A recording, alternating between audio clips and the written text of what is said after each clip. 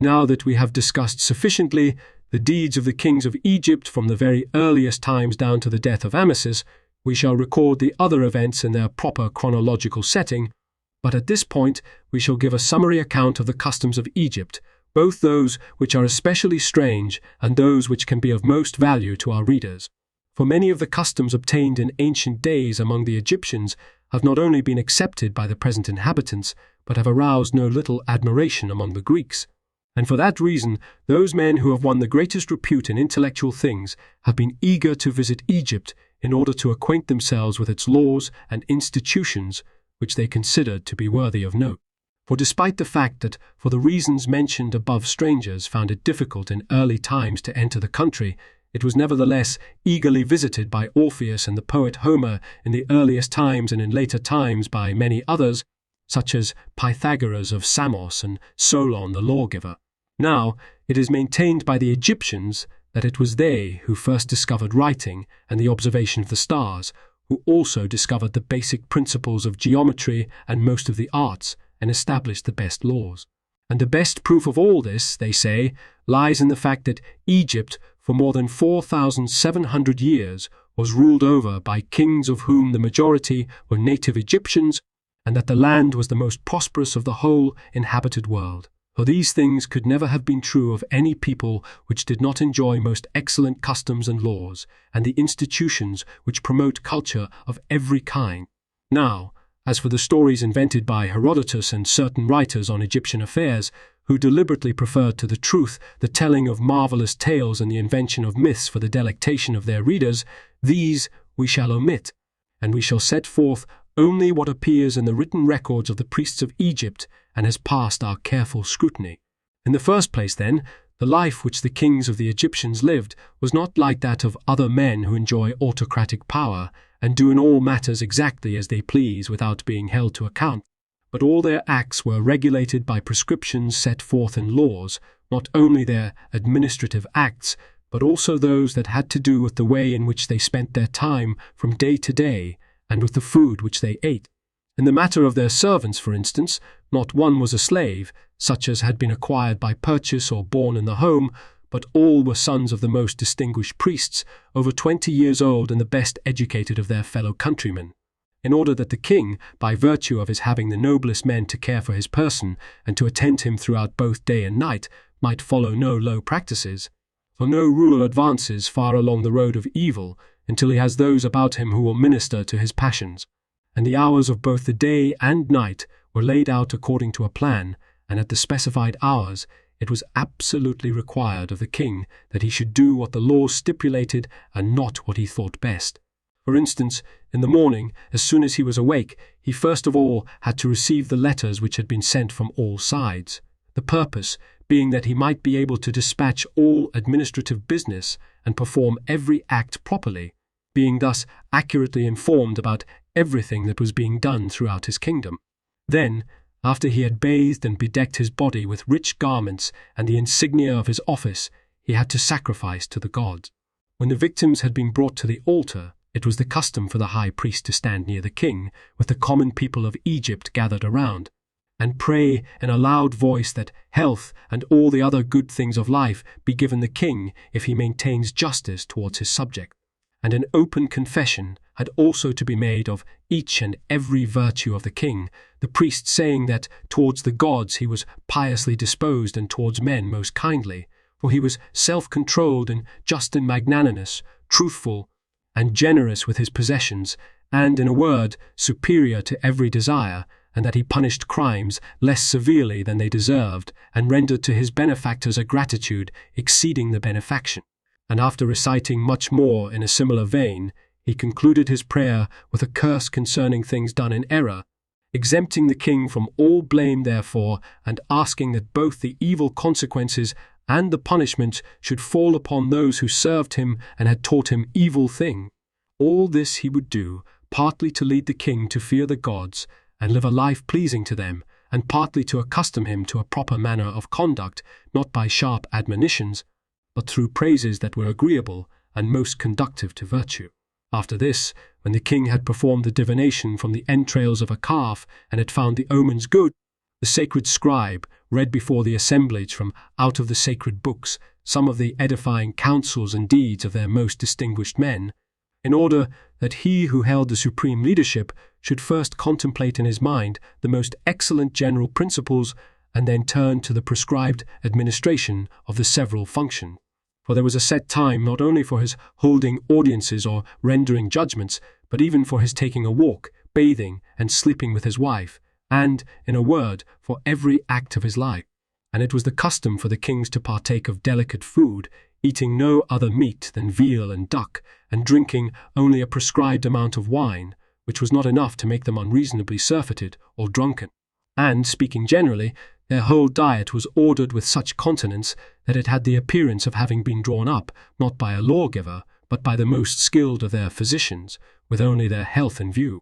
Strange as it may appear that the king did not have the entire control of his daily fare, far more remarkable still was the fact that kings were not allowed to render any legal decision or transact any business at random, or to punish anyone through malice, or in anger, or for any other unjust reason, but only in accordance with the established laws relative to each offence.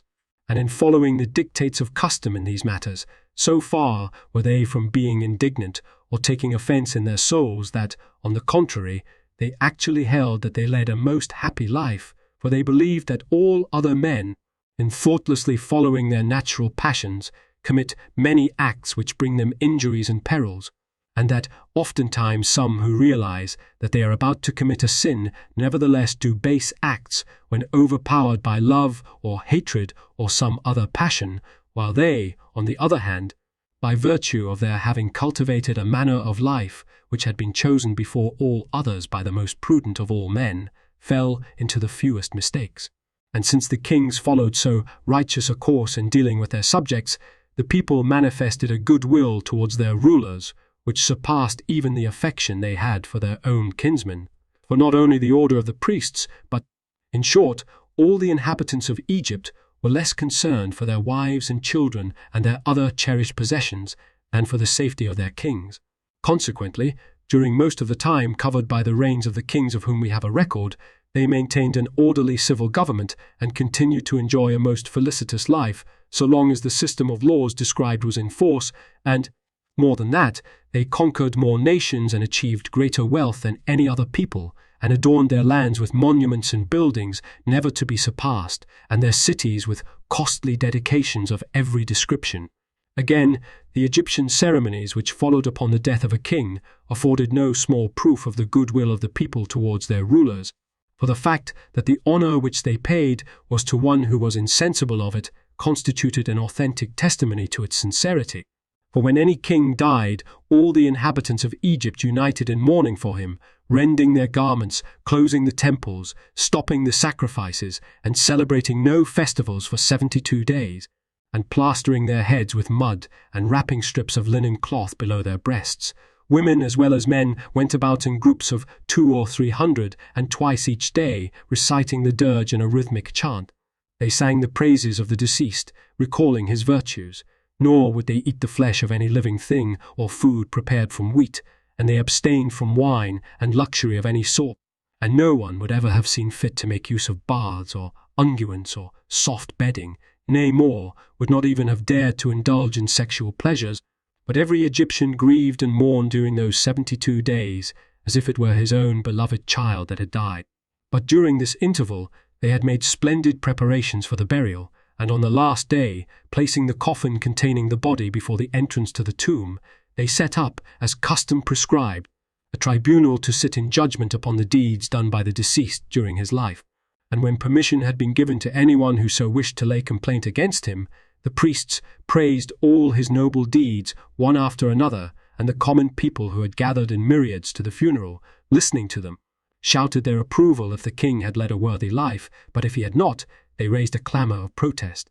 And in fact, many kings have been deprived of the public burial customarily accorded them because of the opposition of the people. The result was, consequently, that the successive kings practiced justice not merely for the reasons just mentioned, but also because of their fear of the despite which would be shown their body after death and of eternal obloquy. Of the customs, then, touching the early kings, these are the most important. And since Egypt as a whole is divided into several parts, which in Greek are called nomes, over each of these a nomarch is appointed who is charged with both the oversight and care of all its affairs. Furthermore, the entire country is divided into 3 parts, the first of which is held by the order of the priests, which is accorded the greatest veneration by the inhabitants, both because these men have charge of the worship of the gods, and because by virtue of their education they bring to bear a higher intelligence than others. With the income from these holdings of land, they perform all the sacrifices throughout Egypt, maintain their assistants, and minister to their own needs. For it has always been held that the honours paid to the gods should never be changed, but should ever be performed by the same men and in the same manner, and that those who deliberate on behalf of all should not lack the necessities of life. For, speaking generally, the priests are the first to deliberate upon the most important matters and are always at the king's side, sometimes as his assistants, sometimes to propose measures and give instructions, and they also, by their knowledge of astrology and of divination, forecast future events, and read to the king, out of the record of acts preserved in their sacred books, those which can be of assistance. For it is not the case with the Egyptians, as it is with the Greeks, that a single man or a single woman takes over the priesthood, but many are engaged in the sacrifices and honours paid the gods, and pass on to their descendants the same rule of life. They also pay no taxes of any kind, and in repute and in power are second after the king. The second part of the country has been taken over by the kings for their revenues, out of which they pay the cost of their wars, support the splendour of their court, and reward with fitting gifts any who have distinguished themselves. And they do not swamp the private citizens by taxation, since their income from these revenues gives them a great plenty. The last part is held by the warriors, as they are called, who are subject to call for all military duties, the purpose being that those who hazard their lives may be most loyal to the country because of such allotment of land, and thus may eagerly face the perils of war. For it would be absurd to entrust the safety of the entire nation to these men, and yet have them possess in the country no property to fight for valuable enough to arouse their ardour. But the most important consideration is the fact that, if they are well-to-do, they will readily beget children and thus so increase the population that the country will not need to call in any mercenary troops. And since their calling, like that of the priests, is hereditary, the warriors are incited to bravery by the distinguished records of their fathers, and inasmuch as they become zealous students of warfare from their boyhood up, they turn out to be invincible by reason of their daring and skill. There are 3 other classes of free citizens, namely the herdsmen, the husbandmen, and the artisan. Now the husbandmen rent on moderate terms the arable land held by the king and the priests and the warriors, and spend their entire time in tilling the soil. And since from very infancy they are brought up in connection with the various tasks of farming, they are far more experienced in such matters than the husbandmen of any other nation, for of all mankind they acquire the most exact knowledge of the nature of the soil, the use of water in irrigation, the times of sowing and reaping, and the harvesting of crops in general, some details of which they have learned from the observations of their ancestors and others in the school of their own experience. And what has been said applies equally well to the herdsmen, who receive the care of animals from their fathers as if by a law of inheritance, and follow a pastoral life all the days of their existence. They have received, it is true, much from their ancestors relative to the best care and feeding of grazing animals, but to this they add not a little by reason of their own interest in such matters, and the most astonishing fact is that, by reason of their unusual application to such matters, the men who have charge of poultry and geese, in addition to producing them in the natural way known to all mankind, raise them by their own hands, by virtue of a skill peculiar to them, in numbers beyond telling, for they do not use the birds for hatching the eggs, but in effecting this themselves artificially by their own wit and skill in an astounding manner, they are not surpassed by the operations of nature. Furthermore, one may see that the crafts also among the Egyptians are very diligently cultivated and brought to their proper development, for they are the only people where all the craftsmen are forbidden to follow any other occupation or belong to any other class of citizens than those stipulated by the laws and handed down to them from their parents, the result being that neither ill will towards a teacher nor political distractions nor any other thing interferes with their interest in their work. For whereas among all other peoples it can be observed that the artisans are distracted in mind by many things, and through the desire to advance themselves do not stick exclusively to their own occupation. For some try their hands at agriculture, some dabble in trade, and some cling to 2 or 3 crafts, and in states having a democratic form of government vast numbers of them, trooping to the meetings of the assembly, ruin the work of the government, while they make a profit for themselves at the expense of others who pay them their wage. Yet among the Egyptians, if any artisan should take part in public affairs, or pursue several crafts, he is severely punished. Such, then, were the divisions of the citizens, maintained by the early inhabitants of Egypt, and their devotion to their own class, which they inherited from their ancestors.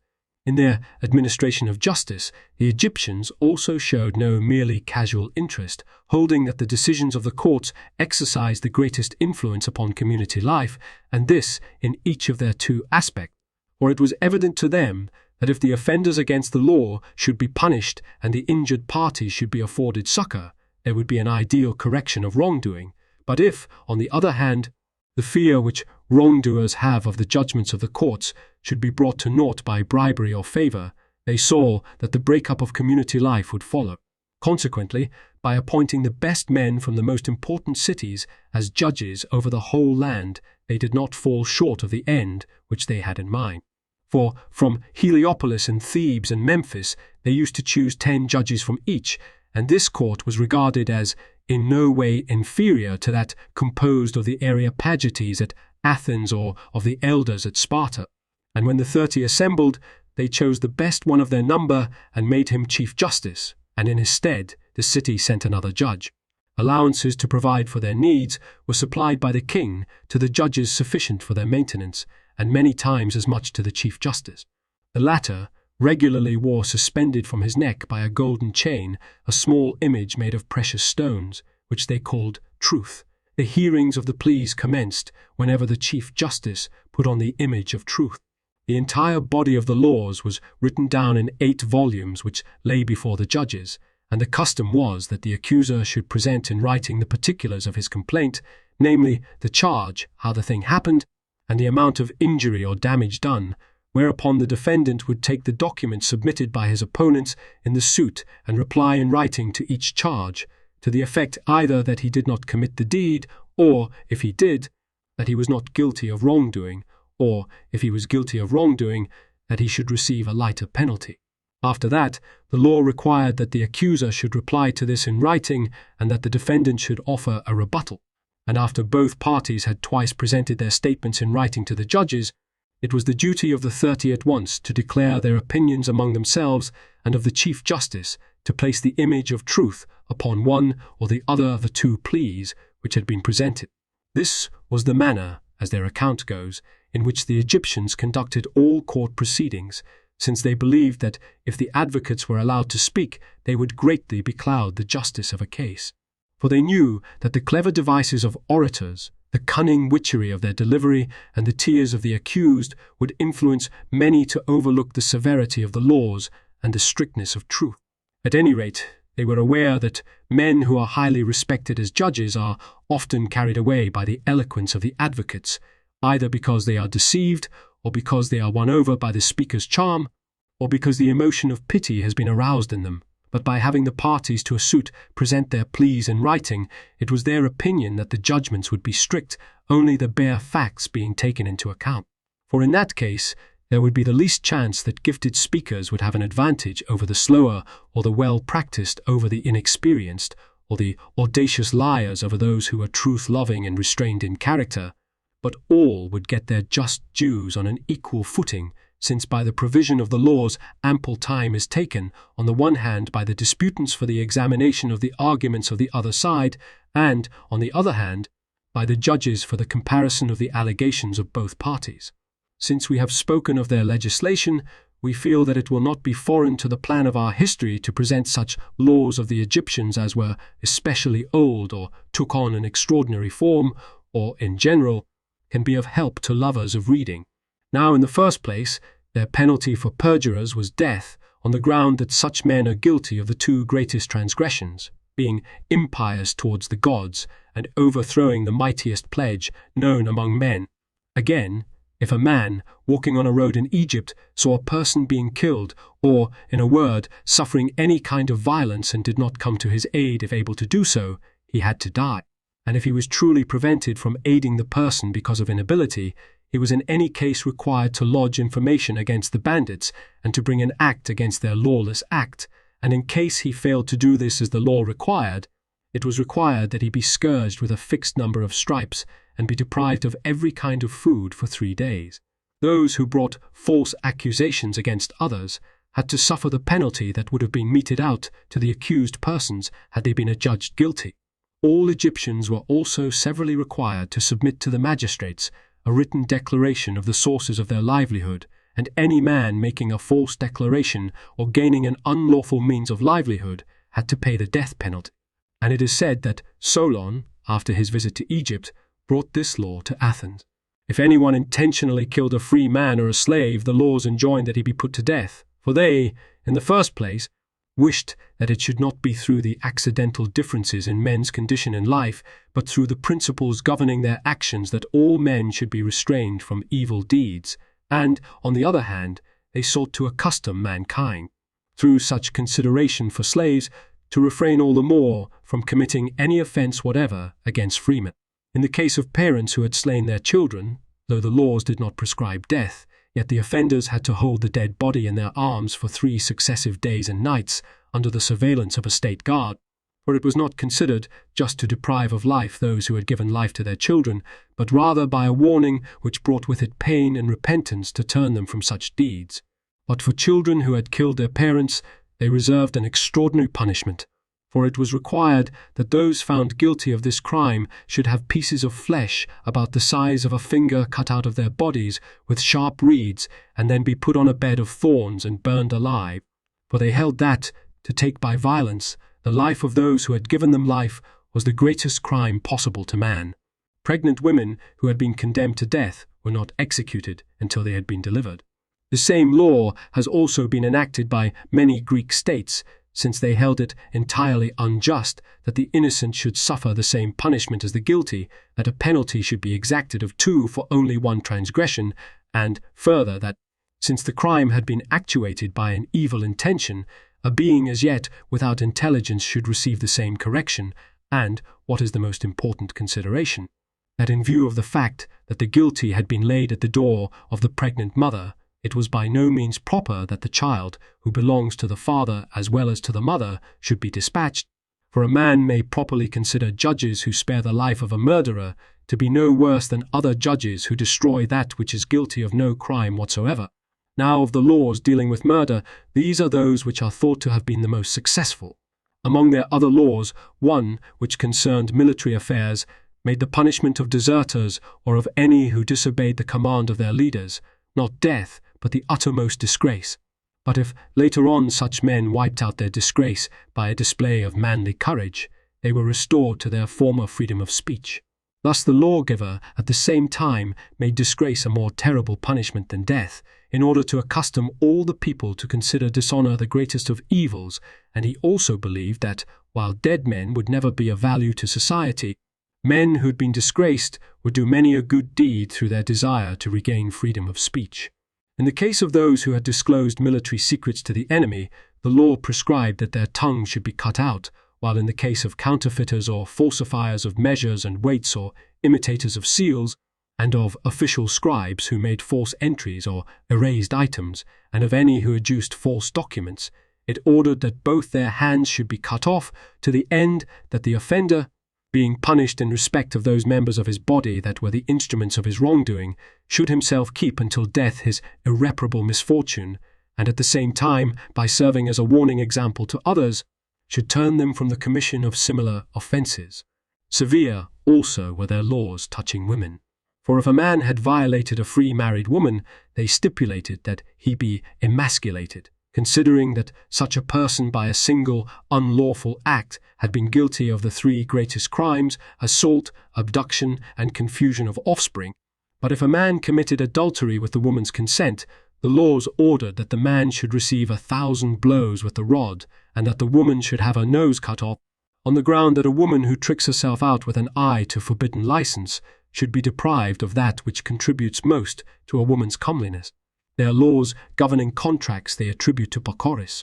These prescribe that men who had borrowed money without signing a bond, if they denied the indebtedness, might take an oath to that effect and be cleared of the obligation.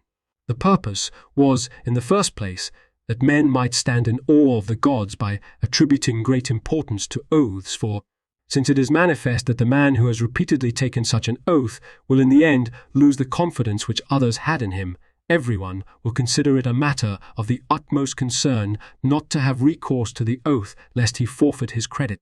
In the second place, the lawgiver assumed that by basing confidence entirely upon a man's sense of honor, he would incite all men to be virtuous in character, in order that they might not be talked about as being unworthy of confidence, and, furthermore, he held it to be unjust that men who had been trusted with a loan without an oath should not be trusted when they gave their oath regarding the same transaction. And whoever lent money along with a written bond was forbidden to do more than double the principal from interest. In the case of debtors, the lawgiver ruled that the repayment of loans could be exacted only from a man's estate, and under no condition did he allow the debtor's person to be subject to seizure, holding that, whereas property should belong to those who had amassed it or had received it from some earlier holder by way of a gift, the bodies of citizens should belong to the state, to the end that the state might avail itself of the services which its citizens owed it in times of both war and peace. For it would be absurd, he felt, that a soldier, at the moment perhaps when he was setting forth to fight for his fatherland, should be haled to prison by his creditor for an unpaid loan, and that the greed of private citizens should in this way endanger the safety of all. And it appears that Solon took this law also to Athens, calling it a disburdenment, when he absolved all the citizens of the loans, secured by their persons, which they owed.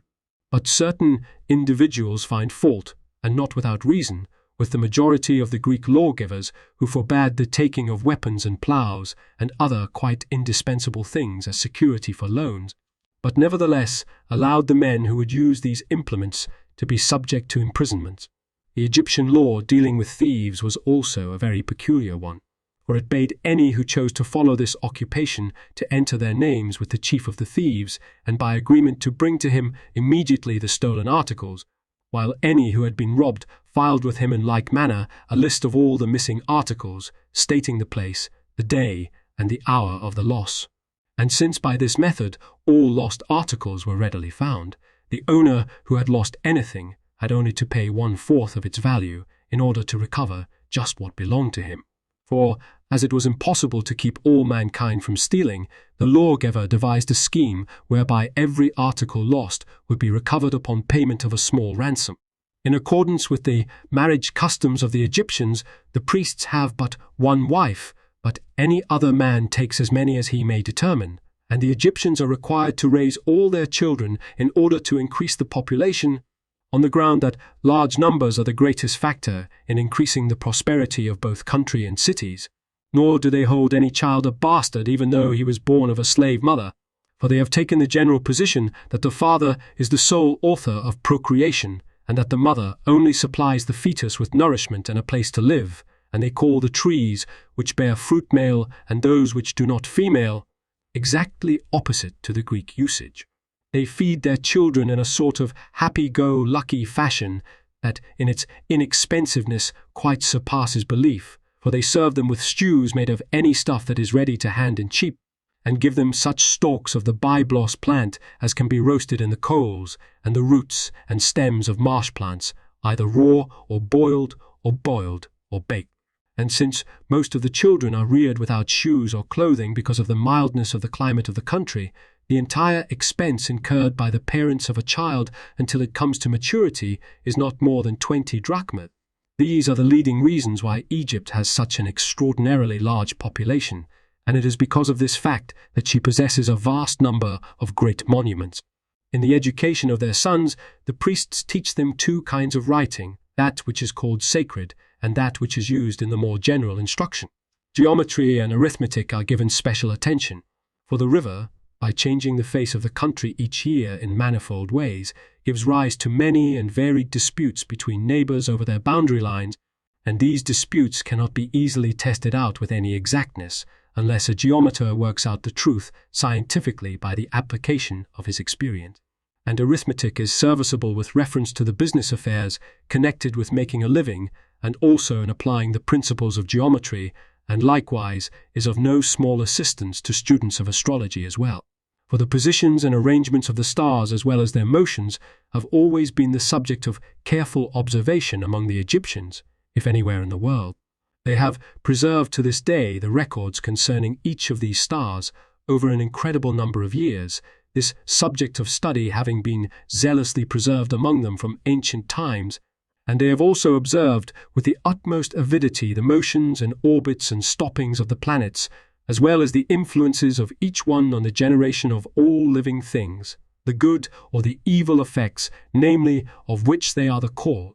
And while they are often successful in predicting to men the events which are going to befall them in the course of their lives, not infrequently they foretell destructions of the crops, or, on the other hand, abundant yield, and pestilences that are to attack men or beasts, and as a result of their long observations they have prior knowledge of earthquakes and floods, of the risings of the comets, and of all things which the ordinary man looks upon as beyond all finding out.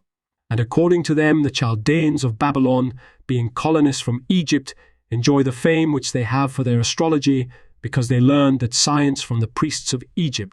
As to the general mass of the Egyptians, they are instructed from their childhood by their fathers or kinsmen in the practices proper to each manner of life as previously described by us.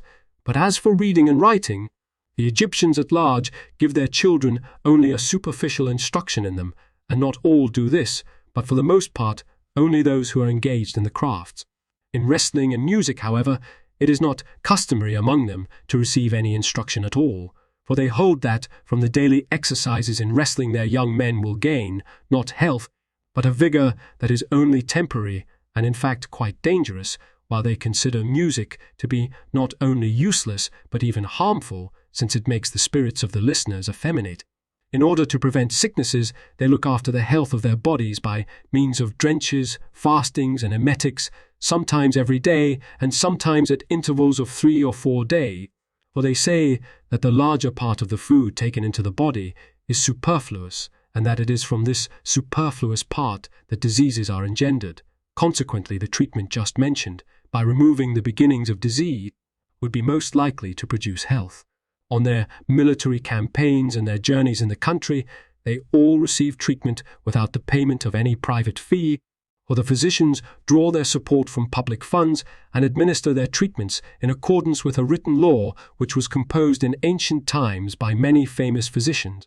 If they follow the rules of this law as they read them in the sacred book and yet are unable to save their patient, they are absolved from any charge and go unpunished. But if they go contrary to the law's prescriptions in any respect, they must submit to a trial with death as the penalty, the lawgiver holding that but few physicians would ever show themselves wiser than the mode of treatment which had been closely followed for a long period and had been originally prescribed by the ablest practitioner.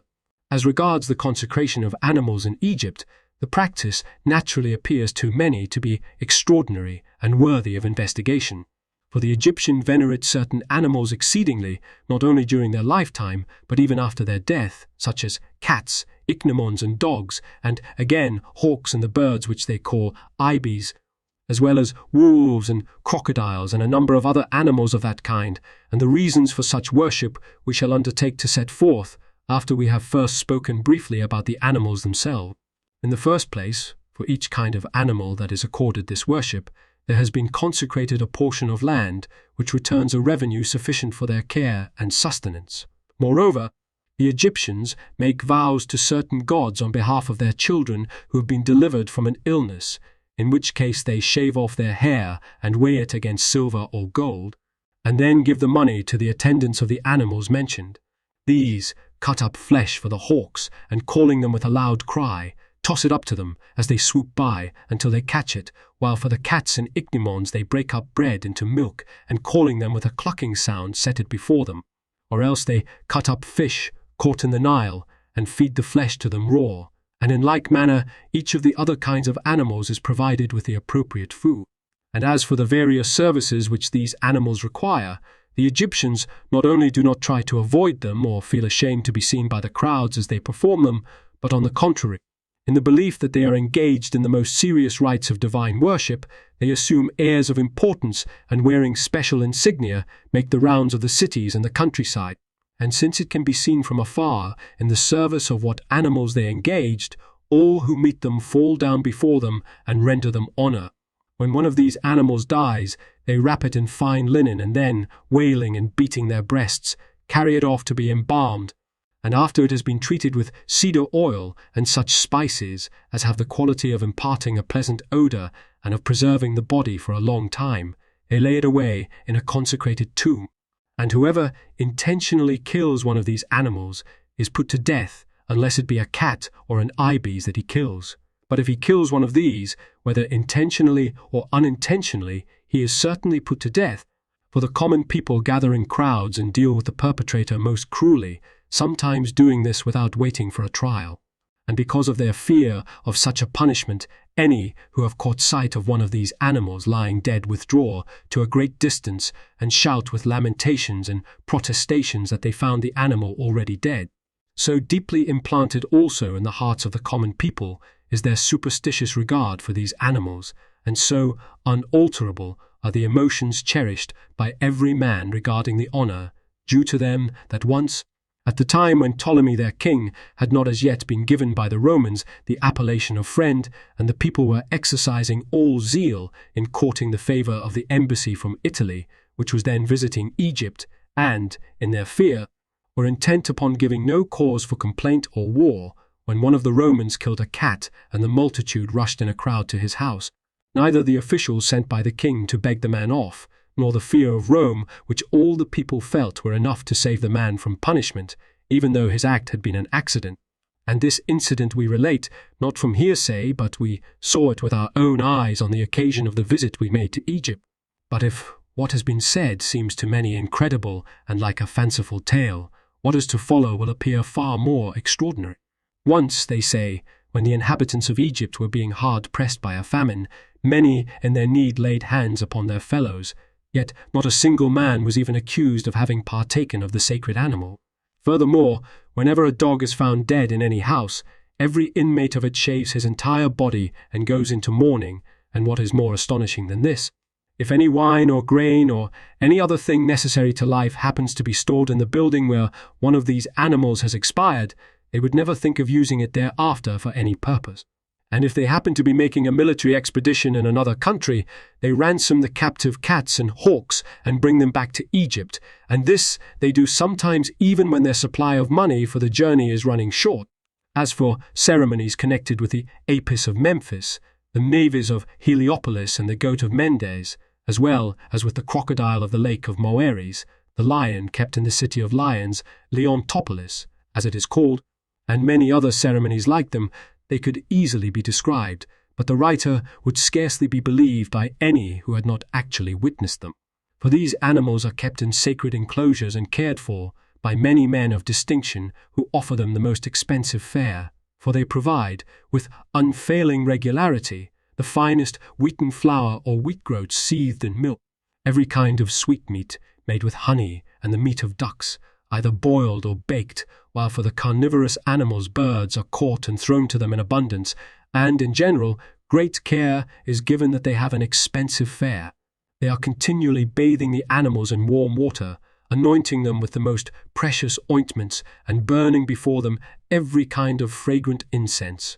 They furnish them with the most expensive coverlets and with splendid jewelry, and exercise the greatest care that they shall enjoy sexual intercourse according to the demands of nature. Furthermore, with every animal they keep the most beautiful females of the same genus, which they call his concubines and attend to at the cost of heavy expense and assiduous service.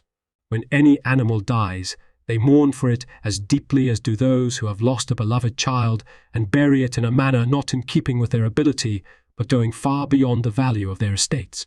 For instance, after the death of Alexander, and just subsequently to the taking over of Egypt by Ptolemy the son of Lagus, it happened that the Apis in Memphis died of old age, and the man who was charged with the care of him spent on his burial not only the whole of the very large sum which had been provided for the animal's maintenance, but also borrowed in addition 50 talents of silver from Ptolemy. And even in our own day, some of the keepers of these animals have spent on their burial not less than 100 talents. There should be added, to what has been said, what still remains to be told concerning the ceremonies connected with the sacred bull called Apis. After he has died and has received a magnificent burial, the priests who are charged with this duty seek out a young bull which has on its body markings similar to those of its predecessor, and when it has been found, the people cease their mourning, and the priests who have the care of it first take the young bull to Nilopolis, where it is kept 40 days, and then, putting it on a state barge fitted out with a gilded cabin, conduct it as a god to the sanctuary of Hephaestus at Memphis. During these 40 days, only women may look at it. These stand facing it and, pulling up their garments, show their genitals, but henceforth they are forever prevented from coming into the presence of this god. Some explain the origin of the honor accorded this bull in this way, saying that at the death of Osiris his soul passed into this animal, and therefore, up to this day, has always passed into its successors at the times of the manifestation of Osiris. But some say that when Osiris died at the hands of Typhon, Isis collected the members of his body and put them in an ox, bos, made of wood covered over with fine linen, and because of this, the city was called Busiris. Many other stories are told about the Apis, but we feel that it would be a long task to recount all the details regarding them. Since all the practices of the Egyptians in their worship of animals are astonishing and beyond belief, they occasion much difficulty for those who would seek out their origins and causes. Now their priests have on this subject a teaching which may not be divulged, as we have already stated in connection with their accounts of the gods, but the majority of the Egyptians give the following 3 causes, the first of which belongs entirely to the realm of fable and is in keeping with the simplicity of primitive time. They say, namely, that the gods who came into existence in the beginning, being few in number and overpowered by the multitude and the lawlessness of earth-born men, took on the forms of certain animals, and in this way saved themselves from the savagery and violence of mankind, but afterwards, when they had established their power over all things in the universe, out of gratitude to the animals which had been responsible for their salvation at the outset, they made sacred those kinds whose form they had assumed, and instructed mankind to maintain them in a costly fashion while living and to bury them at death. The second cause which they give is this, that the early Egyptians, after having been defeated by their neighbors in many battles because of the lack of order in their army, conceived the idea of carrying standards before the several divisions. Consequently, they say, the commanders fashioned figures of the animals which they now worship and carried them fixed on lances, and by this device every man knew where his place was in the array.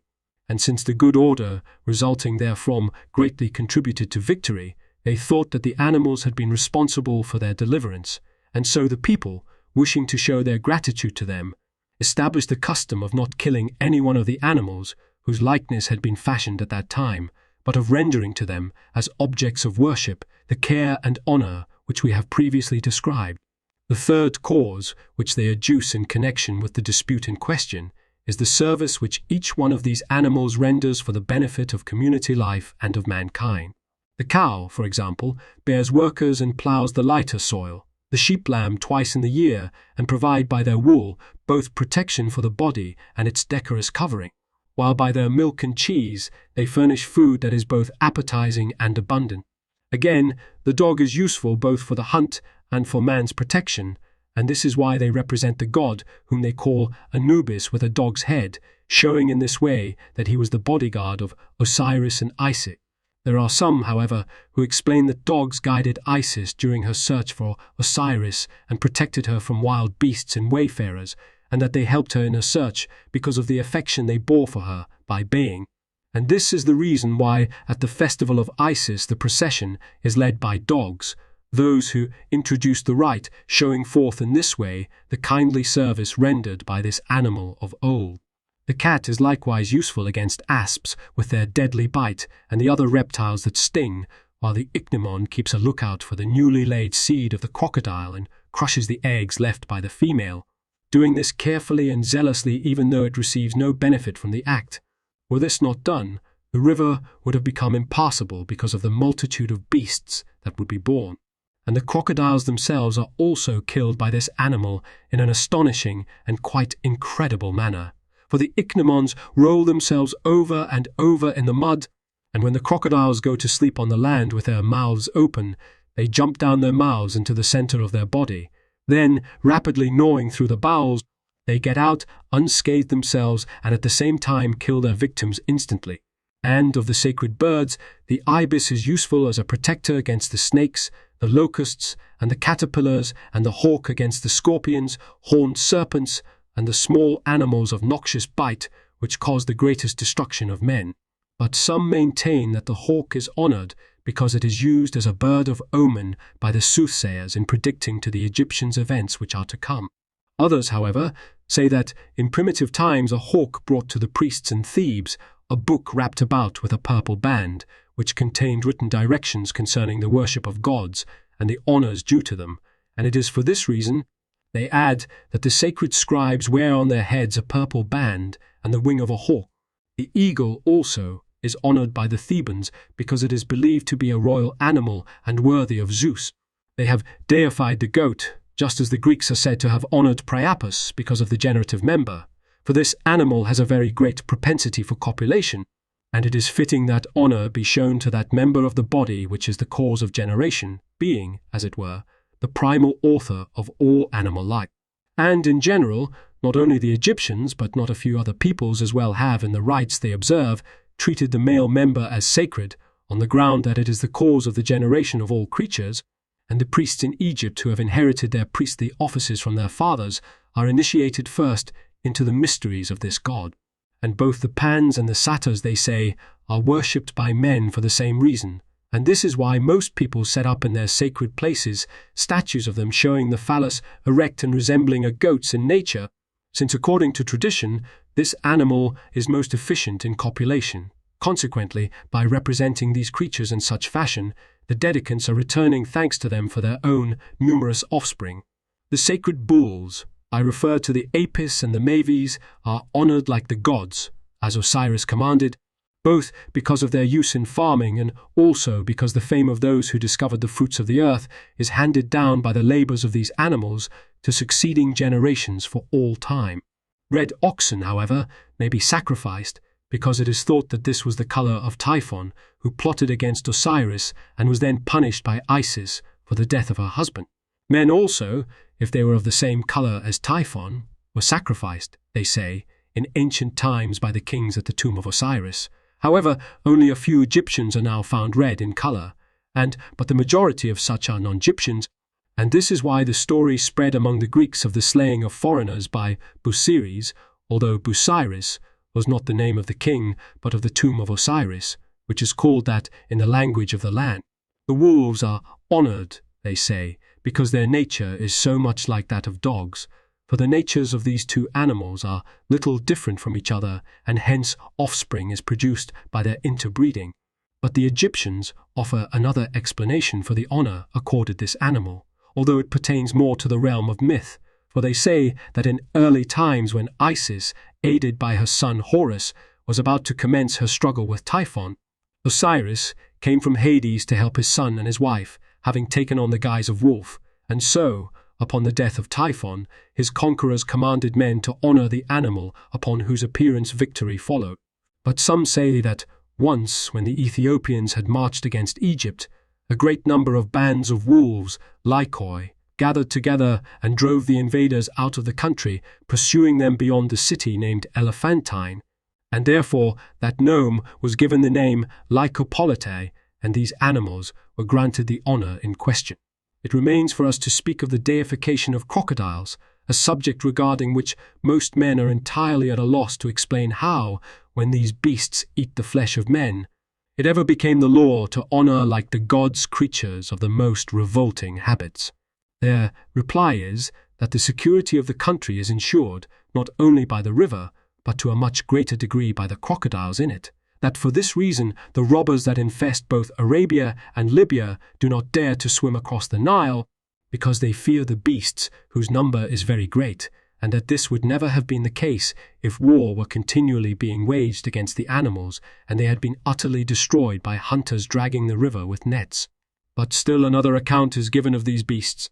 For some say that once one of the early kings, whose name was Menes, being pursued by his own dogs, came in his flight to the lake of Moeris, as it is called, where, strange as it may seem, a crocodile took him on his back and carried him to the other side.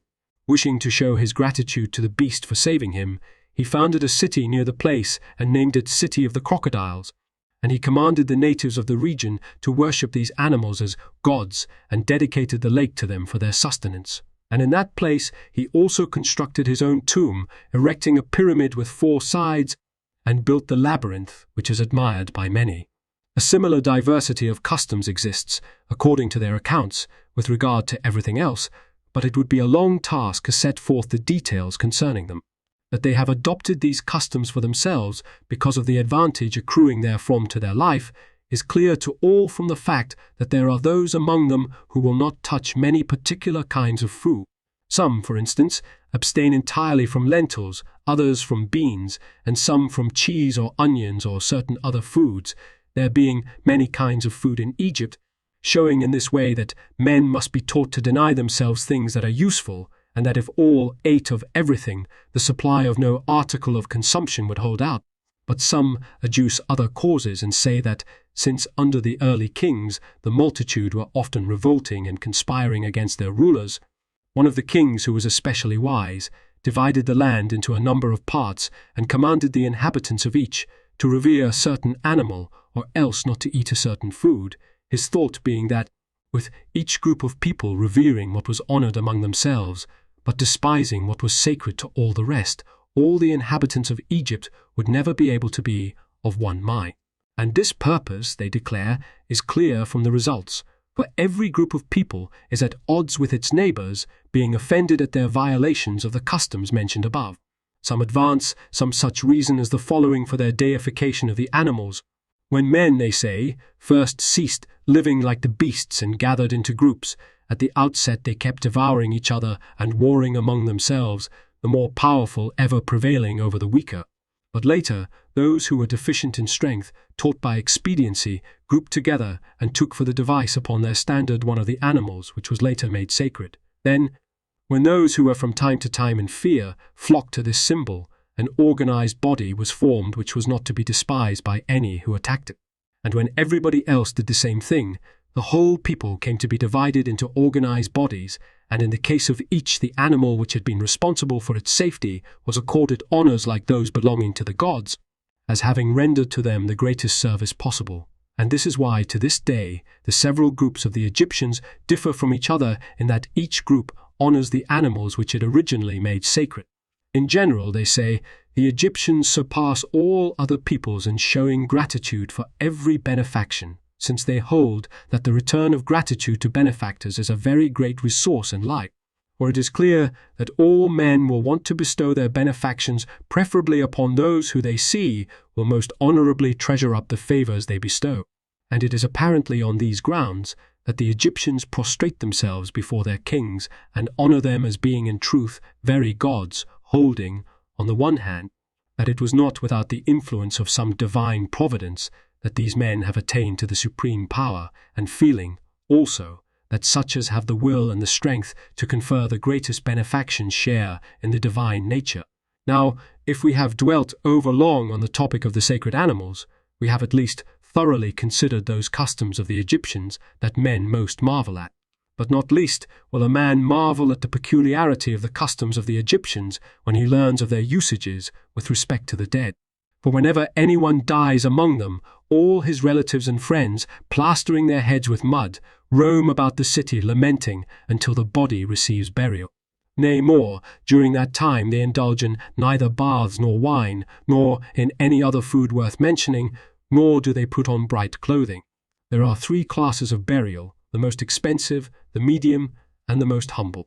And if the first is used, the cost, they say, is a talent of silver, if the second 20 minae, and if the last the expenses, they say, very little indeed. Now the men who treat the bodies are skilled artisans who have received this professional knowledge as a family tradition, and these lay before the relatives of the deceased a price list of every item connected with the burial, and asked them in what manner they wished the body to be treated. When an agreement has been reached on every detail and they have taken the body, they turn it over to men who have been assigned to the service and have become inured to it.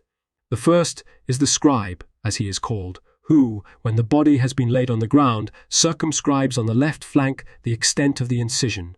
Then the one called the slitter cuts the flesh, as the law commands, with an Ethiopian stone, and at once takes to flight on the run, while those present set out after him, pelting him with stones, heaping curses on him, and trying, as it were, to turn the profanation on his head. For, in their eyes, everyone is an object of general hatred who applies violence to the body of a man of the same tribe or wounds him or, in general, does him any harm. The men called embalmers, however, are considered worthy of every honor and consideration, associating with the priests and even coming and going in the temples without hindrance as being undefiled. When they have gathered to treat the body after it has been slit open, one of them thrusts his hand through the opening in the corpse into the trunk and extracts everything but the kidneys and heart, and another one cleanses each of the viscera, washing them in palm wine and spices. And in general, they carefully dress the whole body for over 30 days, first with cedar oil and certain other preparations, and then with myrrh, cinnamon, and such spices as have the faculty not only of preserving it for a long time, but also of giving it a fragrant odor. And after treating the body, they return it to the relatives of the deceased, every member of it having been so preserved intact that even the hair on the eyelids and brows remains. The entire appearance of the body is unchanged, and the cast of its shape is recognizable. This explains why many Egyptians keep the bodies of their ancestors in costly chambers and gaze face to face upon those who died many generations before their own birth, so that, as they look upon the stature and proportions and the features of the countenance of each, they experience a strange enjoyment, as though they had lived with those on whom they gaze. When the body is ready to be buried, the family announces the day of interment to the judges and to the relatives and friends of the deceased, and solemnly affirms that he who has just passed away, giving his name, is about to cross the lake. Then, when the judges, 42 in number, have assembled and have taken seats in a hemicycle which has been built across the lake, the barus is launched, which has been prepared in advance by men especially engaged in that service, and which is in the charge of the boatmen, whom the Egyptians in their language call charon. For this reason, they insist that Orpheus, having visited Egypt in ancient times and witnessed this custom, merely invented his account of Hades, in part reproducing this practice and in part reproducing this practice and in part inventing on his own account. But this point we shall discuss more fully a little later. At any rate, after the barus has been launched into the lake, but before the coffin containing the body is set in it, the law gives permission to anyone who wishes to arraign the dead person. Now, if anyone presents himself and makes a charge, and shows that the dead man had led an evil life, the judges announce the decision to all, and the body is denied the customary burial. But if it shall appear that the accuser has made an unjust charge, he is severely punished. When no accuser appears, or the one who presents himself is discovered to be a slanderer, the relatives put their mourning aside and laud the deceased. And of his ancestry indeed they say nothing, as the Greeks do, since they hold that all Egyptians are equally well born, but after recounting his training and education from childhood, they describe his righteousness and justice after he attained to manhood, also his self-control and his other virtues, and call upon the gods of the lower world to receive him into the company of the righteous. And the multitude shouts its assent and extorts the glory of the deceased, as of one who is about to spend eternity in Hades among the righteous. Those who have private sepulchres lay the body in a vault reserved for it, but those who possess none construct a new chamber in their own home, and stand the coffin upright against the firmest wall. Any also who are forbidden burial because of the accusations brought against them, or because their bodies have been made security for a loan they lay away in their own homes. And it sometimes happens that their sons' sons' sons, when they have become prosperous and paid off the debt or cleared them of the charges, give them later a magnificent funeral.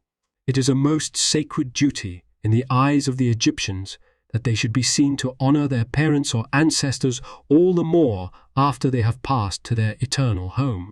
Another custom of theirs is to put up the bodies of their deceased parents as security for a loan, and failure to repay such debts is attended with the deepest disgrace as well as with deprivation of burial at death.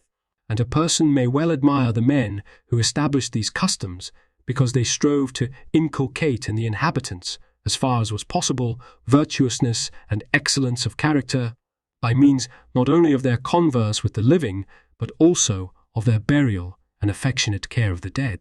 For the Greeks have handed down their beliefs in such matters, in the honor paid to the righteous and the punishment of the wicked, by means of fanciful tales and discredited legends. Consequently, these accounts not only cannot avail to spur their people on to the best life, but, on the contrary, being scoffed at by worthless men, are received with contempt. But among the Egyptians, since these matters do not belong to the realm of myth, but men see with their own eyes that punishment is meted out to the wicked and honor to the good, every day of their lives, both the wicked and the good are reminded of their obligations, and in this way the greatest and most profitable amendment of men's characters is effected. And the best laws, in my opinion, must be held to be, not those by which men become most prosperous, but those by which they become most virtuous in character and best fitted for citizenship. We must speak also of the lawgivers who have arisen in Egypt and who instituted customs unusual and strange. After the establishment of settled life in Egypt in early times, which took place, according to the mythical account, in the period of the gods and heroes, the first, they say, to persuade the multitudes to use written laws was Neves, a man not only great of soul, but also in his life the most public-spirited of all lawgivers whose names are recorded. According to the tradition, he claimed that Hermes had given the laws to him with the assurance that they would be the cause of great blessings, just as among the Greeks.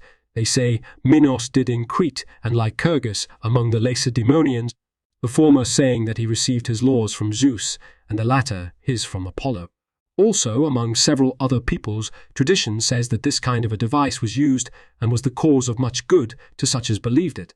Thus, it is recorded that among the Aryans, Zarathustres claimed that the good spirit gave him his laws. Among the people known as the Getae, who represent themselves to be immortal Zalmoxes, asserted the same of their common goddess Hestia, and among the Jews, Moises referred his laws to the god who is invoked as Aya. They all did this either because they believed that a conception which would help humanity was marvelous and wholly divine, or because they held that the common crowd would be more likely to obey the laws if their gaze were directed towards the majesty and power of those to whom their laws were ascribed. A second lawgiver, according to the Egyptians, was Siculus, a man of unusual understanding. He made sundry additions to the existing laws and, in particular, laid down with the greatest precision the rites to be used in honoring the gods, and he was the inventor of geometry and taught his countrymen both to speculate about the stars and to observe them. A third one, they tell us, was the king Siculus, who not only performed the most renowned deeds in war of any king of Egypt, but also organized the rules governing the warrior class and, in conformity with these, set in order all the regulations that have to do with military campaigns. A fourth lawgiver, they say, was the king Bocoris, a wise sort of a man and conspicuous for his craftiness. He drew up all the regulations which governed the kings and gave precision to the laws on contracts, and so wise was he in his judicial decisions as well, that many of his judgments are remembered for their excellence even to our day, and they add that he was very weak in body, and that by disposition he was the most avaricious of all their kings. After Bocoris, they say, their king Amasis gave attention to the laws who, according to their accounts, drew up the rules governing the nomarchs and the entire administration of Egypt, and tradition describes him as exceedingly wise and in disposition virtuous and just, for which reasons the Egyptians invested him with the kingship, although he was not of the royal line. They say also that the citizens of Elis, when they were giving their attention to the Olympic Games, sent an embassy to him to ask how they could be conducted with the greatest fairness, and that he replied, provided no man of Elis participates. And though Polycrates, the ruler of the Samians, had been on terms of friendship with him when he began oppressing both citizens and such foreigners as put in at Samos, it is said that Amasis at first sent an embassy to him and urged him to moderation, and when no attention was paid to this, He wrote a letter in which he broke up the relations of friendship and hospitality that had existed between them, for he did not wish, as he said, to be plunged into grief in a short while, knowing right well as he did that misfortune is near at hand for the ruler who maintains a tyranny in such fashion. And he was admired, they say, among the Greeks, both because of his virtuous character and because his words to Polycrates were speedily fulfilled. A sixth man to concern himself with the laws of the Egyptians, it is said, was Darius the father of Xerxes, for he was incensed at the lawlessness which his predecessor Cambyses had shown in the treatment of the sanctuaries of Egypt, and aspired to live a life of virtue and of piety towards the gods. Indeed, he associated with the priests of Egypt themselves, and took part with them in the study of theology and of the events recorded in their sacred books. And when he learned from these books about the greatness of soul of the ancient kings and about their goodwill towards their subjects, he imitated their manner of life. For this reason, he was the object of such great honor that he alone of all the kings was addressed as a god by the Egyptians in his lifetime, while at his death he was accorded equal honors with the ancient kings of Egypt who had ruled in strictest accord with the laws. The system, then, of law used throughout the land was the work, they say, of the men just named, and gained a renown that spread among other peoples everywhere. But in later times, they say, many institutions which were regarded as good were changed, after the Macedonians had conquered and destroyed once and for all the kingship of the native line. But now that we have examined these matters, we must enumerate what Greeks, who have won fame for their wisdom and learning, visited Egypt in ancient times, in order to become acquainted with its customs and learning. For the priests of Egypt recount from the records of their sacred books that they were visited in early times by Orpheus, Musaeus, Melampus, and Daedalus, also by the poet Homer and Lycurgus of Sparta, later by Solon of Athens and the philosopher Plato, and that there also came Pythagoras of Samos and the mathematician Eudoxus, as well as Democritus of Abdera and Oenopides of Chios.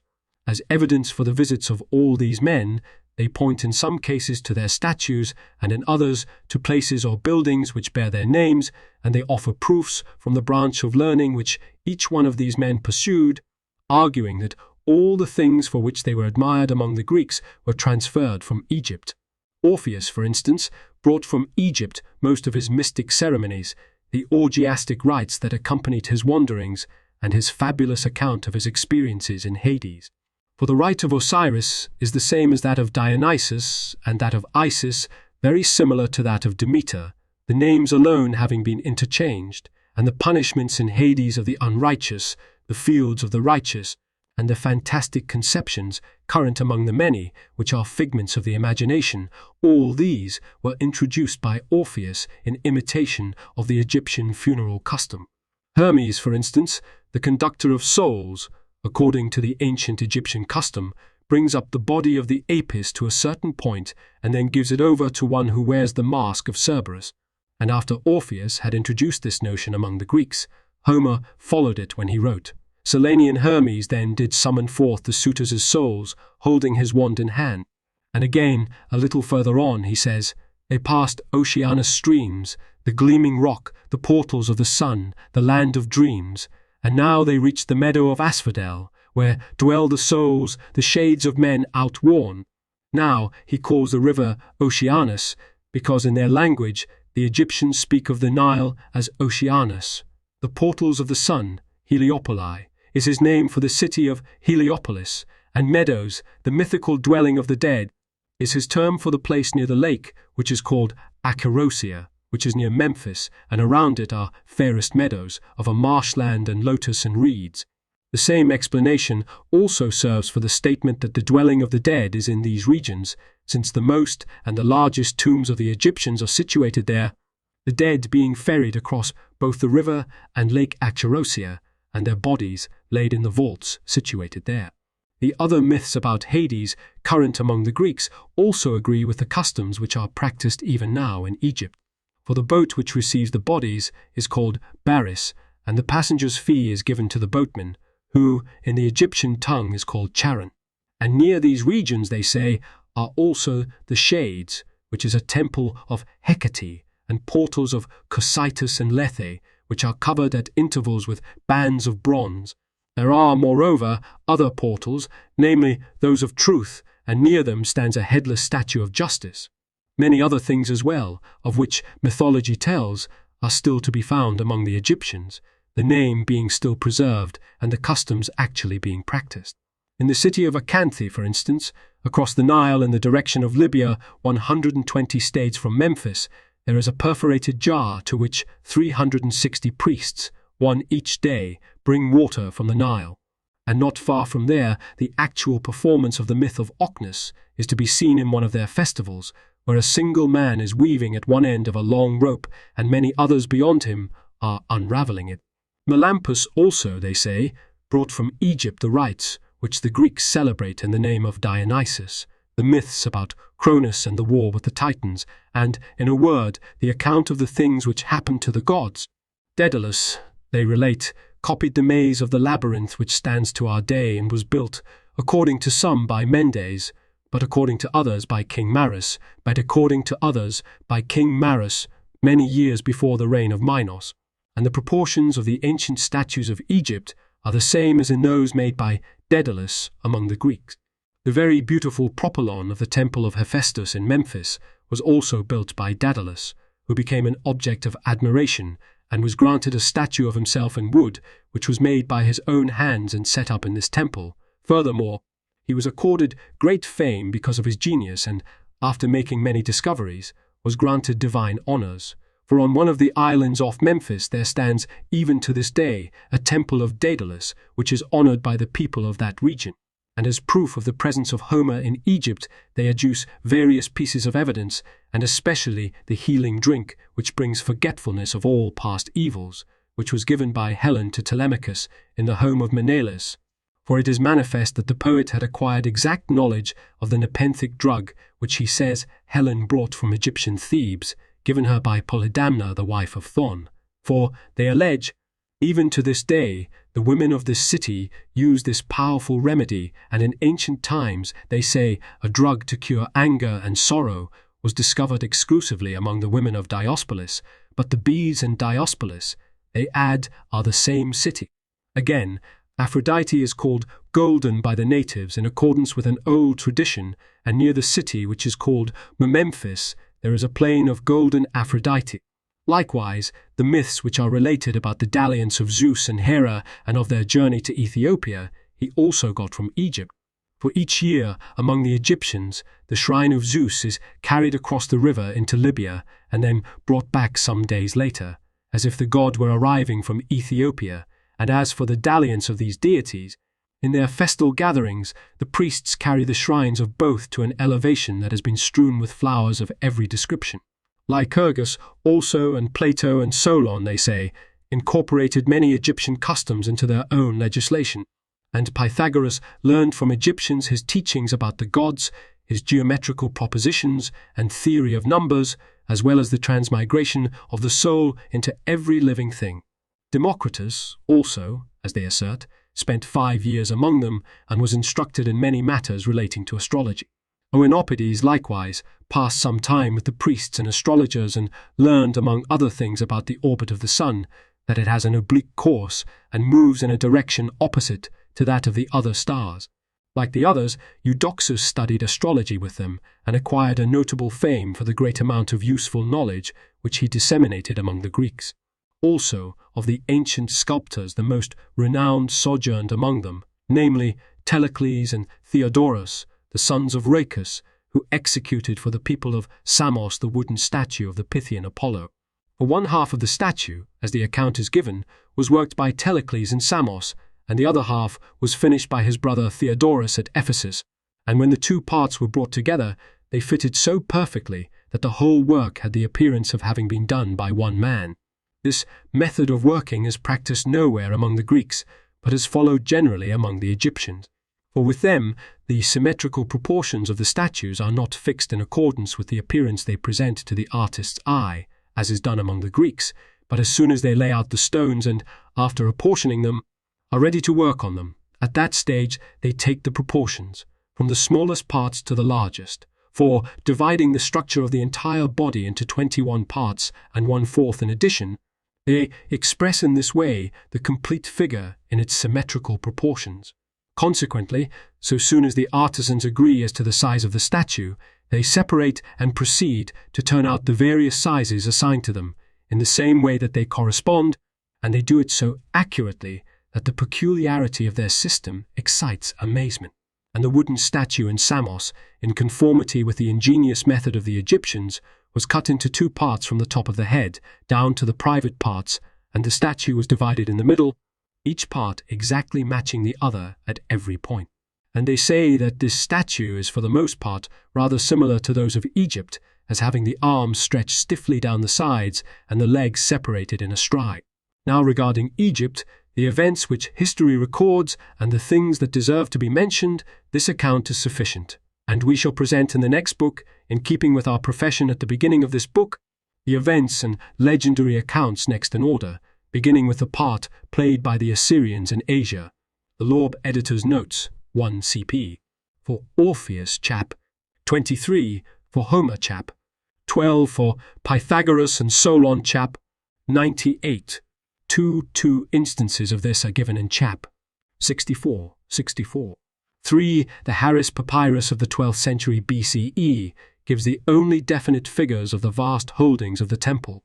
They owned at that time about 2% of the population and some 15% of the land, not to mention property of other nature, and their power materially increased in the succeeding century. 4. The fullest account of this warrior caste is in Herodotus 2.164f. 5. According to Aristotle, Historia Animalium 6.2, this artificial hatching was effected by burying the eggs in dung. 6. Speaking as an aristocrat, Diodorus is criticizing the democracies of Greece, Athens in all probability being especially in his mind, where the citizens, according to him, leave their tasks to participate in the affairs of the state, apparently being paid by their employers while thus engaged and receiving an additional compensation from the state. 7. The bodies were known as the Council of the Areopagus and the Gerousia respectively.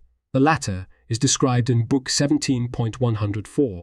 8. It is interesting to observe that the Egyptians are supposed to be familiar with the witnesses of the Attic courts. 9 CP. Euripides, Medea 412-13. Theon de Ocati Pistis Arari, a pledge given in the name of the gods, no longer stands firm. 10 CP. Herodotus 2.177. Midi apophainonta decaen zoen, unless he proved that he had a just way of life. 11 Herodotus 2.177 makes the same statement, but Plutarch, Solon 31, on the authority of Theophrastus, attributes a similar law not to Solon but to Peisistratus. 12 The significance of this word, which summed up as well as any the ideal of Greek freedom and of the Athenian democracy, cannot be included in a single phrase. It implied that a man was as good as any other, that he could hold up his head among his fellows. Position of self-respect and equality is approximately what it means in this sentence and the following. 13 CP. Chap 65. 14 The famous Caesar Thayer, shaking off of burdens, of Solon in 594 BCE, declared void existing pledges in land, granted freedom to all men enslaved for debt, and probably cancelled all debts which involved any form of personal servitude. By these measures, effecting the complete freedom of all debt slaves or debt serfs in Attica, Seep Adcock in the Cambridge Ancient History, 4p37f. 15. According to Herodotus, 2.92, monogamy was the prevailing custom, but he was certainly in error so far as the wealthier classes were concerned. 16. i.e., the exposure of children, which was still practiced among some Greeks in Diodorus's day, was forbidden. 17. There were, in fact, 3 kinds of Egyptian writing. 1. The hieroglyphic, 2. The hieratic, and 3. The demotic, the last being that in general use in the time of Diodorus. In common with Herodotus, 2.36, Diodorus fails to distinguish between the first and second. 18. Here, geometry is used in its original meaning, measurement of the earth, and geometer below means surveyor. 19. Seep, chaps, 43, 70, 74. 20 Diodorus is contrasting the Egyptian attitude toward these subjects with the emphasis laid upon them in Greek education. 21 CP. Herodotus 2.77. 22. The famous discussion of the cats of Egypt is in Herodotus 2.66-7. 23. According to Herodotus 2.87, this was a less expensive method of embalming. 24. On the date of this incident, CP. The introduction, P. V. 25. The bulls Apis and Naves are described in the following chapter.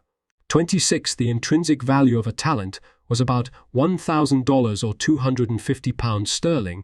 27. The Apis bull was considered the living soul of Osiris and, according to Plutarch, on Isis and Osiris 43, was begotten not by a bull, but by a generative ray of light, which streamed from the moon and rested upon a cow when she was in heat. Apis was a black bull with a white blaze upon his forehead. The appearance of a new Apis bull was regarded as a new manifestation of Osiris upon earth. CPE. A. W. Budge. Osiris and the Egyptian Resurrection, 1 Pap 60, 397 Fef.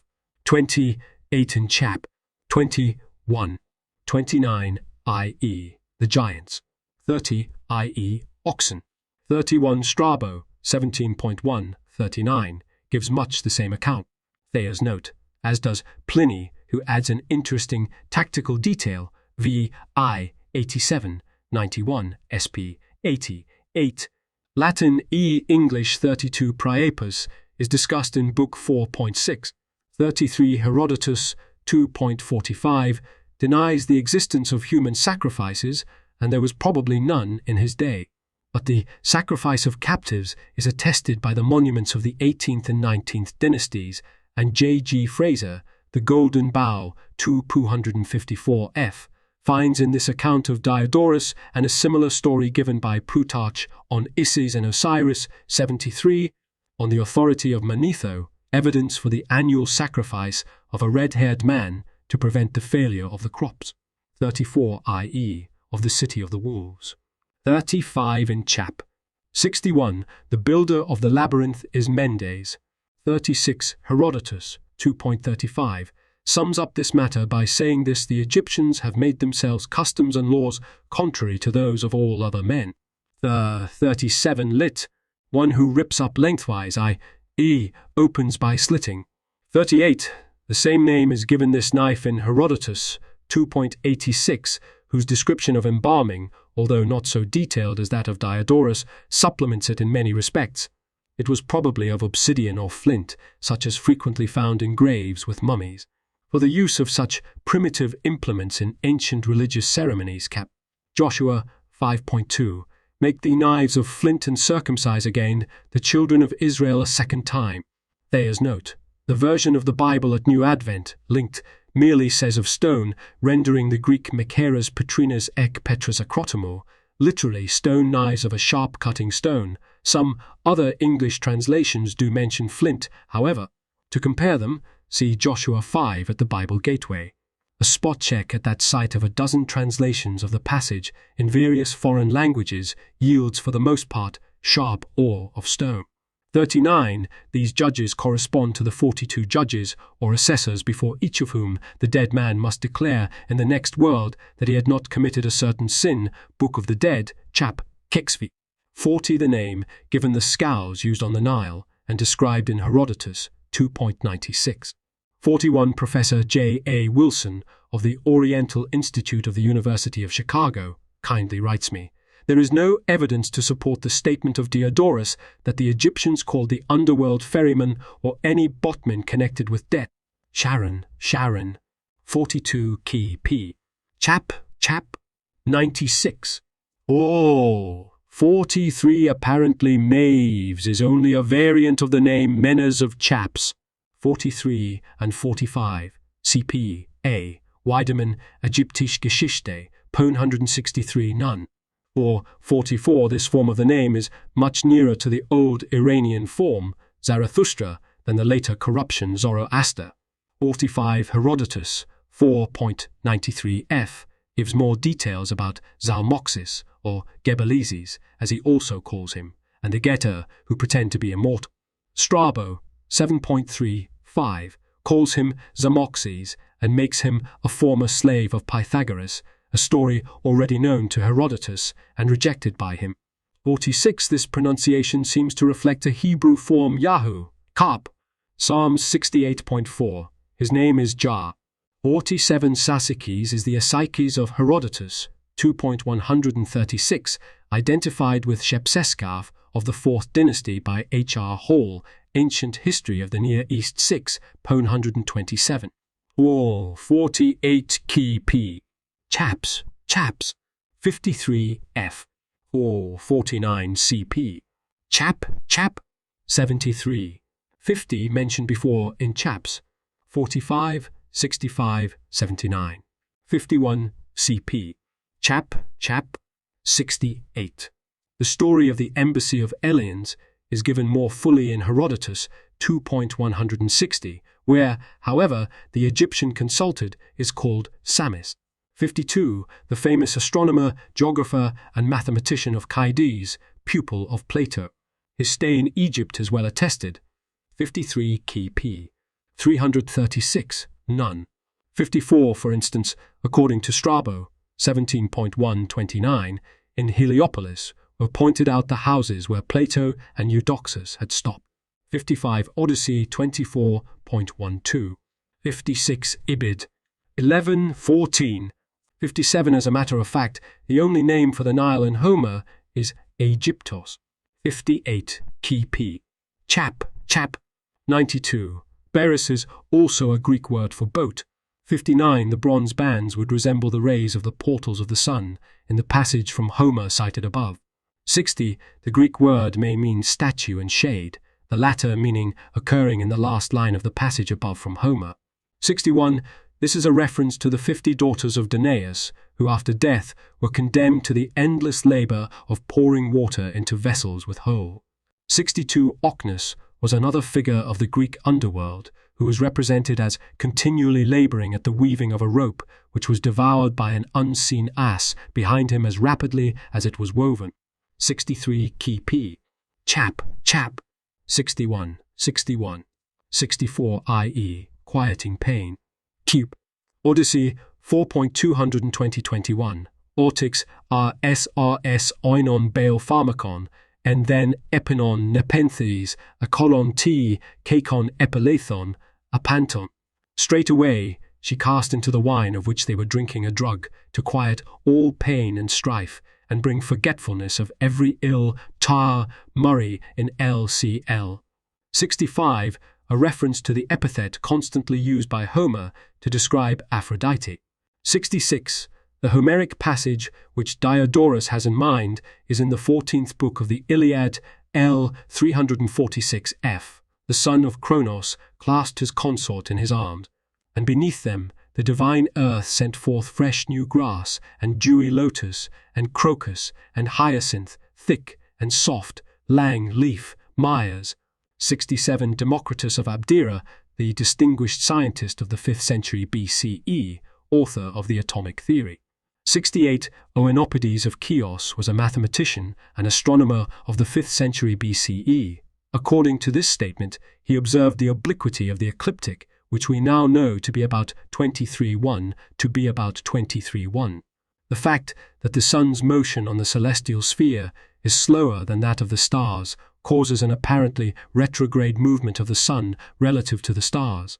69. Doubtless the cult statue. 70. The following sentences are perplexing. The translator is comforted by the knowledge that they have vexed others who are more experienced, both in Egyptian art and in Greek. This passage has been discussed last by Heinrich Schäfer von Ägyptischer Kunst 3, Leipzig, 1930, pulp 350-51, and the remarks and translation of so distinguished an authority on Egyptian art deserve to be cited, and in the original, Ich word die Stelle aus Diodor dem Siciliae 50 Chor, die nicht so einfächig wie scheint, am liebsten nur griechisch abdrucken, aber damit wer dem Leser nicht gedient, aber damit wer dem Leser nicht gedient, ich muss sei Orpheus. W. Schubert und U. wie Willemowitz bin ich dafür dankbar, dass sei, denen der Ägyptisch Sachverhalt nicht so klar vor Augen steht, mit an einigen Stellen Dever bewahrt haben, ein in Diodorus Wort heinin zu duorten.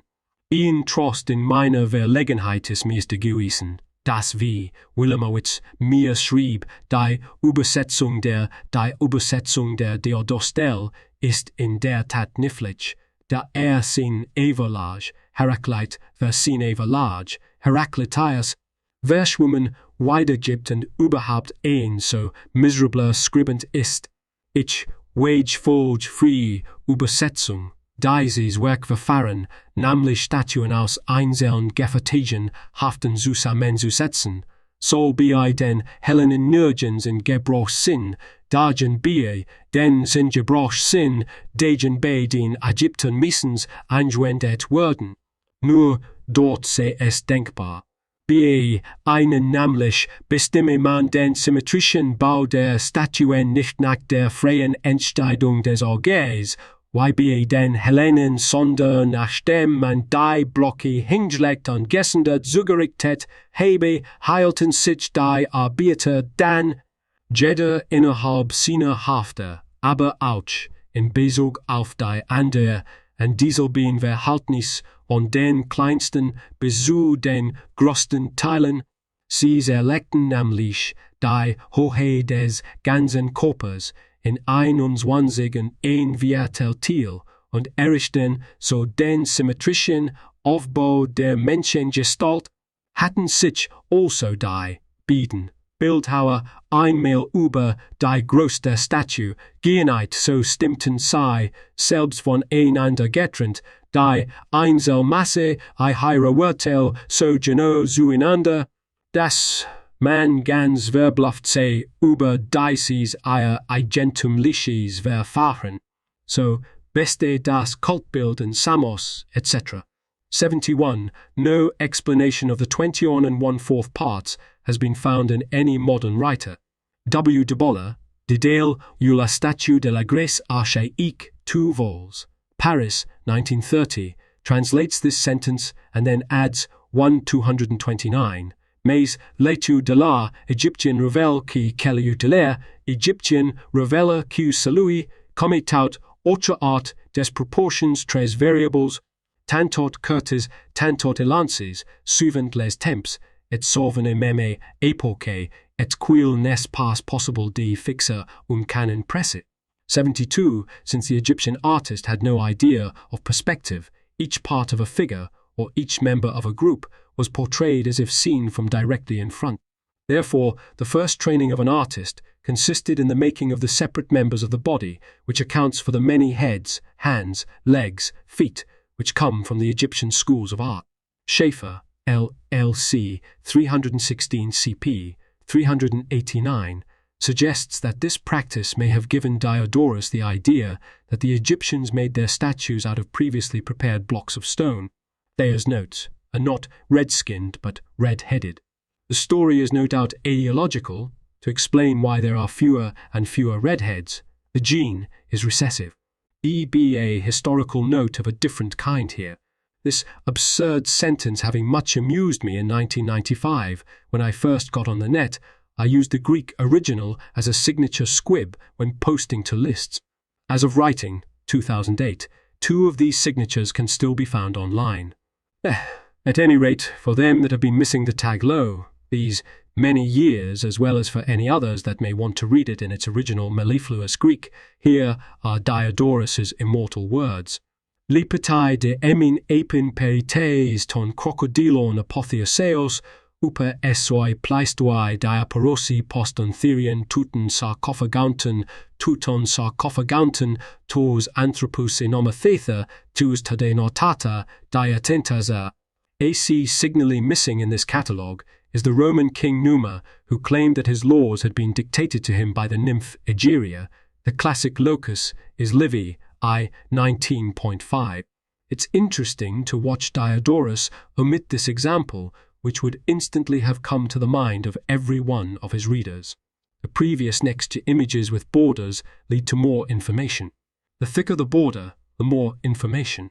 Details here, up to Diodorus Classical Texts Lacus Curtius Home. A page or image on this site is in the public domain only if its URL has a total of 1 asterisk. If the URL has 2 asterisks, the item is copyright someone else and used by permission or fair use. If the URL has none, the item is C. Bill Thayer. See my copyright page for details and contact information.